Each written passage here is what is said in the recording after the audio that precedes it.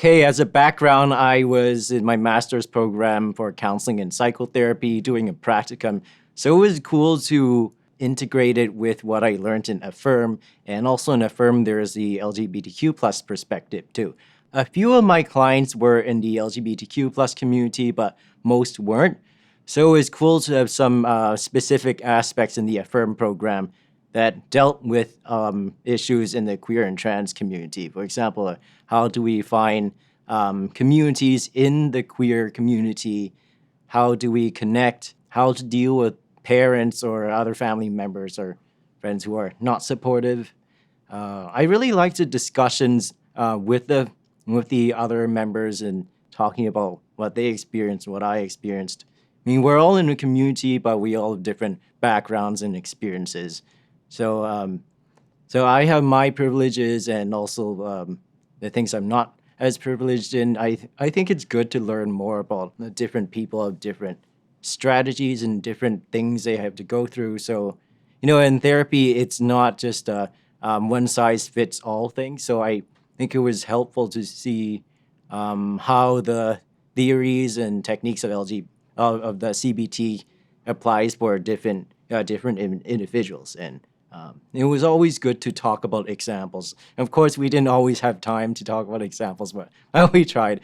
And yeah, I think there were other members of the group who also enjoyed the discussions, and it's really nice to have interactions and where people comment on each other's comments or say, well, I had that similar experience, or this experience might be helpful, or just sharing different perspectives. So you don't feel like, your own perspective is right. I mean, some of us might automatically assume that, okay, what I experienced is the truth. And then you realize, oh, well, actually, other people saw it this way. I didn't know that.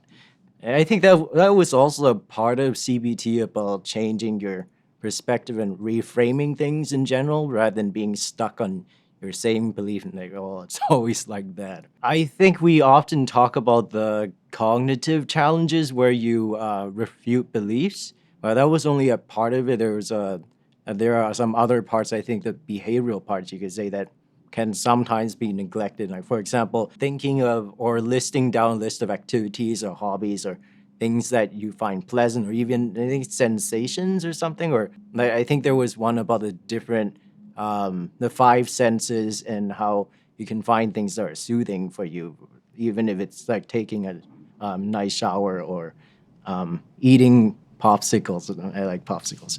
And there was also an activity we did, and that was the hope box. And I know all I did was really draw, but I guess I like drawing it. It was also nice to see that, okay, well, I can open this box and I can see my drawings there. And it was that good memory. Or I can see other people put in some treasured items. And yeah, I think it brings back good memories, and it talks about aspects of yourself or parts of your identity that you're proud of, or things that bring you joy, and it pulls you away from focusing excessively on whatever it is you're focusing on. I know different people have different degrees of comfort in contributing. I mean, I tend to talk a lot. I mean, I try to control myself and talk less, but I think it's really beneficial to talk more rather than less. I mean, again, you don't have to talk a lot, but I think you would really be missing out if you don't really talk with other people. Because for me, at least, I found a lot of benefit from the interactions, and because again, it's not just about theory; it's about applying theory, right?